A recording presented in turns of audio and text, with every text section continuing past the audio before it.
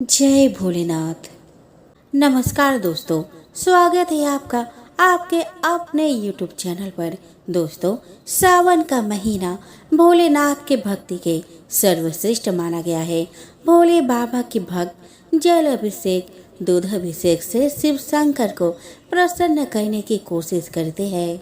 इस बार सावन का महीना हर बार के सावन के महीने से अलग होगा। इस बार सावन 4 जुलाई यानी कि आज से शुरू होकर 31 अगस्त 2023 तक रहेगा।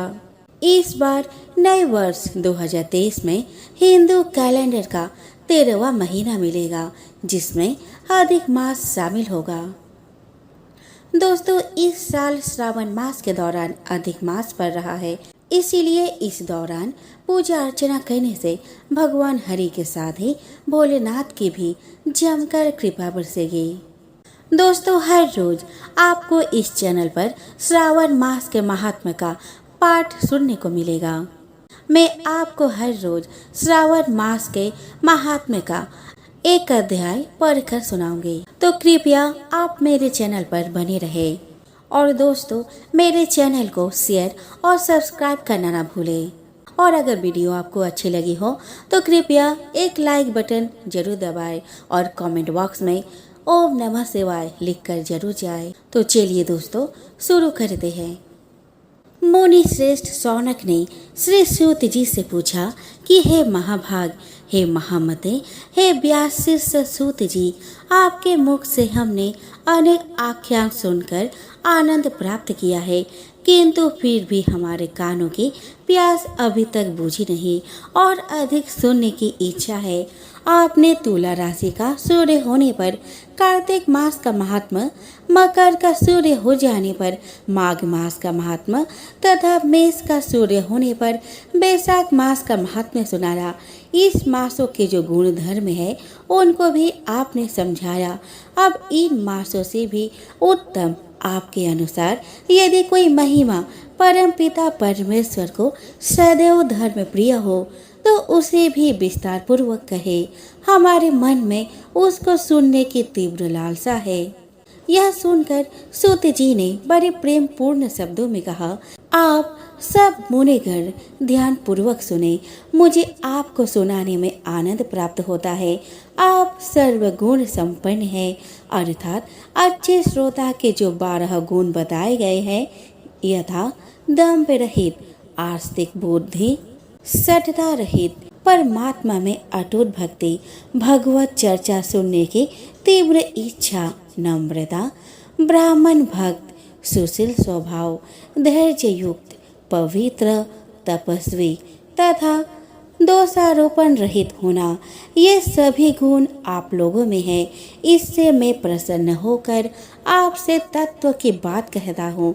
धर्म को जानने की इच्छा से बुद्धिमान सनत कुमार ने परमेश्वर को दोनों हाथों से नमस्कार कर भक्ति पूर्वक पूछा कि हे देवों के देव महादेव, अनेक योगियों के दया चरण कमल आपसे अनेक व्रत तथा धर्म को सुना, किंतु इस समय हमारे हृदय में एक ऐसे मास का महात्मा श्रवण करने की अभिलाषा है जो 12 मासों में सर्वोत्तम, आपको अत्यंत प्रसन्न करने वाला तथा जो सब कर्मों का सिद्धि प्रदाता हो।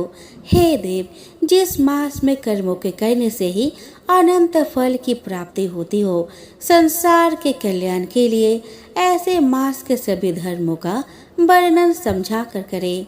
ईश्वर ने सनत कुमार से कहा कि हे ब्रह्मपुत्र सनत कुमार, आपकी सेवा तथा भक्ति से प्रसन्न होकर मैं आपसे अत्यंत गुप्त बात कहूँगा।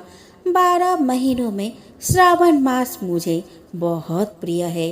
पूर्णिमा को श्रवण नक्षत्र का योग हो जाने से भी मास का नाम श्रावण कहा जाता है, जो श्रवण मात्र से ही सिद्धि देने वाला है, इसीलिए श्रावण नाम कहा। आकाश के समान स्वच्छ हो जाने से नभा नाम कहा। उस मास के धर्मों की गणना करने के लिए भूमि पर कौन समर्थ हो सकता है जिसके संपूर्ण फलों को कहने के लिए ब्रह्मा जी हुए और जिस श्रावण मास के महात्म को देखने के लिए इंद्र हुए और जिसके फल को कहने के लिए भगवान अनंत ने 2 सहस्र जीभा प्रदान की। हे मुनि, दूसरे मास इस मास की एक कला को भी नहीं प्राप्त कर सकते। संपूर्ण श्रावण मास धर्म रूप और व्रत रूप है। इस मास में कोई भी दिन व्रत शून्य नहीं देखा गया। यहाँ पर मैं जो कुछ कहता हूँ ये अर्थवाद नहीं है। अतः जिज्ञासु भक्त, दुखी, बुभुक्षु और अर्थी इन चारों जनों द्वारा अपने अपने अभीष्ट सिद्धि हेतु यह मास सेवन योग्य है। सनत कुमार बोले कि हे ईश्वर, आपने अभी कहा है कि इस मास में कोई भी दिन व्रत शून्य नहीं है। हे श्रेष्ठ, उसे आप मुझसे विस्तार पूर्वक कहे कि किस तिथि में कौन सा व्रत किस प्रकार में होता है और उस व्रत का अधिकारी कौन है, फल तथा विधि क्या है, किसने इस व्रत को किया है, उद्यापन विधि क्या है, देवता तथा पूज्य कौन है, पूजन सामग्री में क्या क्या वस्तु होती है, प्रधान पूजन किसका है, जागरण विधि क्या है, किस व्रत का क्या समय है। हे प्रभु, यह सब आप मुझसे कृपा करके कहे। आपको श्रावण मास कैसे प्रिय हुआ, इसे पवित्र किस कारण से कहा गया, इस मास में कौन अवतार उत्तम माना गया, इस मास में कौन सा अनुष्ठान करने योग्य समझा गया है। हे प्रभु, हे दयालु, आप यह सब प्राणियों के उदरार्थ मुझसे कहे। रविवार, सोमवार, मंगलवार, बुधवार, बृहस्पतिवार, शुक्रवार तथा शनिवार को जो व्रत आदि किए जाते हैं वह कृपा करके मुझसे कहे। आप सबके आदि कारण है, अतः आदि देव भी कहे जाते हैं। अन्य देवता आपसे छोटे होने के कारण आप महादेव कहे जाते हैं।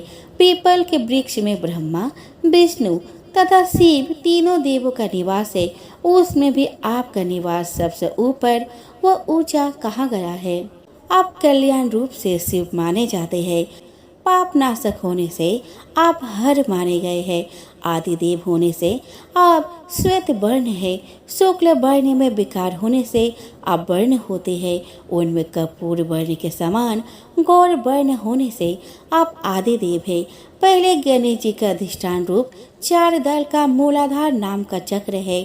उसके ऊपर ब्रह्मा जी का अधिष्ठान नाम का दूसरा चक्र है और उसके ऊपर 10 दल वाला भगवान विष्णु का मणिपुर नामक तीसरा चक्र है। फिर हृदय में अधिष्ठान रूप 12 दल का अनाहत नाम का चौथा चक्र है। सबके हृदय में होने वाले उस चक्र में आपकी स्थिति कही जाती है। ब्रह्मा जी तथा भगवान विष्णु के ऊपर आपका निवास होने से आपका मुख्यतः कहा गया है। केवल आपके पूजन मात्र से पंचायतन का अर्चन हो जाता है। यह सब अन्य देवताओं में नहीं है। स्वयं आप शिव है। आपके वाम भाग में पार्वती का निवास है। गणपति का दक्षिण भाग में, सूर्य के नेत्र में और भगवान हरि का हृदय में निवास है।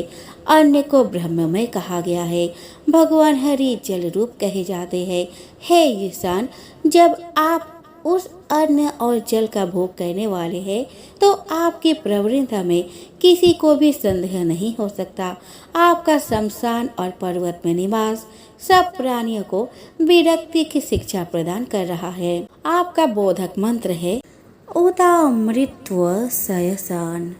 संसार को विनाश करने वाला हलाहल बीज अपने कंठ में आपने ही ग्रहण किया था। महाप्रलय के लिए कालाग्नि को अपने मस्तक में धारण करने के कारण कामदेव का वध आपने ही किया था। आप ऐसे महान महत्वशाली है कि आपके यश का वर्णन करना आसान बात नहीं, बल्कि मैं आपकी स्तुति के लिए यदि करोड़ों बार जन्म लेकर भी आपकी स्तुति का वर्णन करना चाहूँ तो भी मैं समर्थ नहीं हो सकता। अतः हे दयामय, मेरे प्रश्न का उत्तर देने की कृपा करें। तो दोस्तों, आज की अध्याय यहीं पर समाप्त होती है।